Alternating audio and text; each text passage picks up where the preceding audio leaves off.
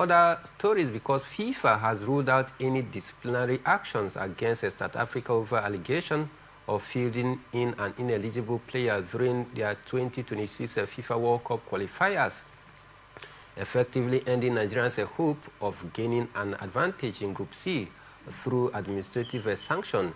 In a formal statement released by FIFA this week, the disciplinary committee confirmed that South Africa's national team, Bafana Bafana, faces no sanctions regarding the eligibility of midfielder Tebogo Mokoena, who was alleged to have been suspended due to yellow cards accumulation ahead of the match qualifier against Lesotho.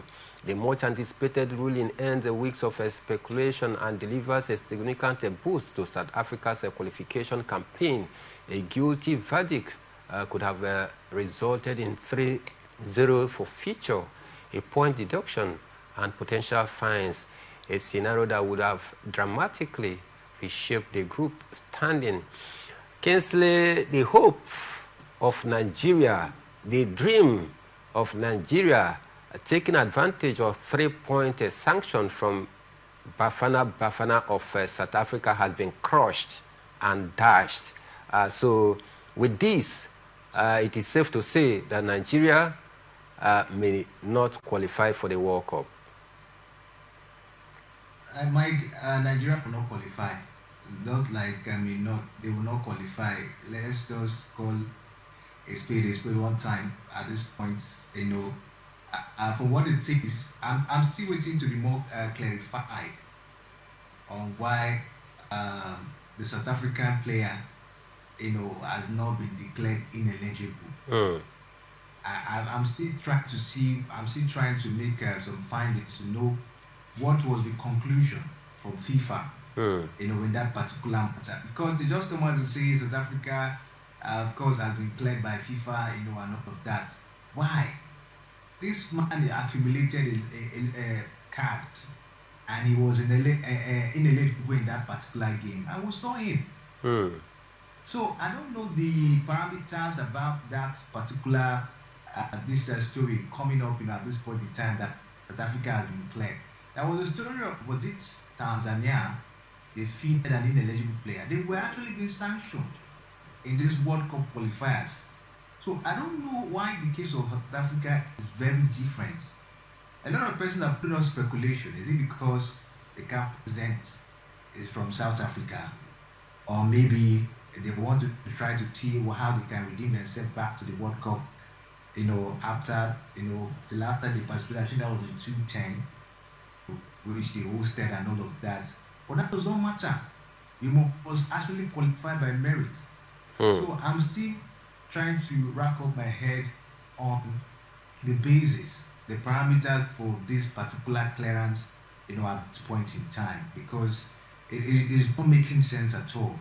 It's not making sense. Why is it that sanctions were given to other teams and South Africa were exempted, at the end of the day?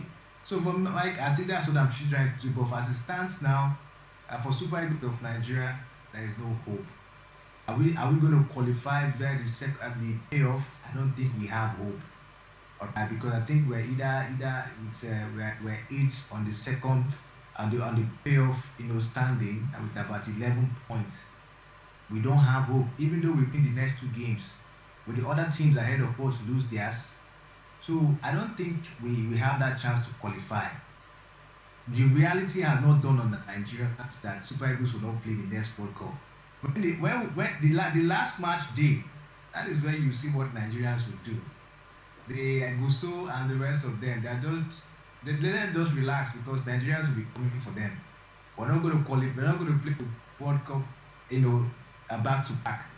It's a very, very disappointment, at this point in time. So for me, let's just wait till the last match day in the qualifiers, and the squad comes up, from there. Because I tell you, Mike, a whole lot of things are going to come up, at the end of the day.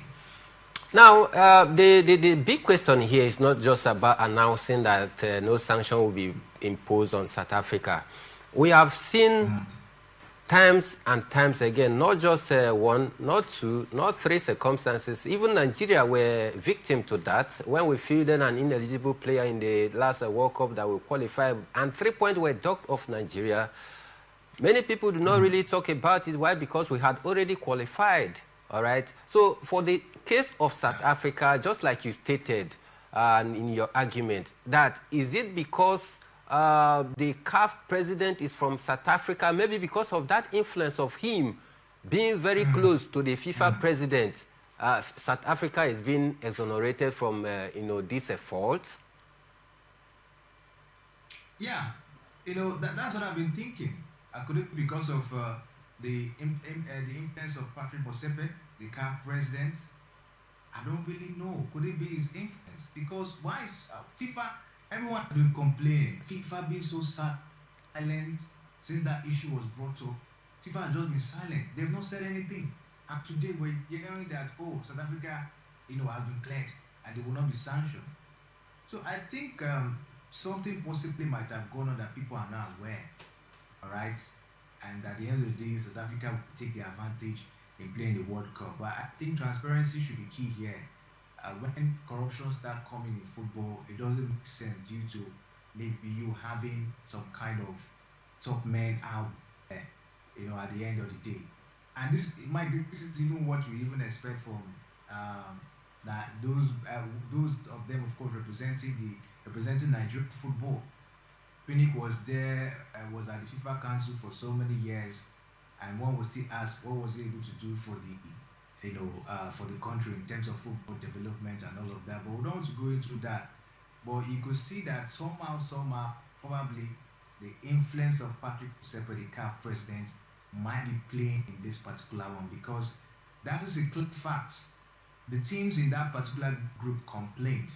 The likes of Lesotho, even Benin Republic are currently complaining now because they're second.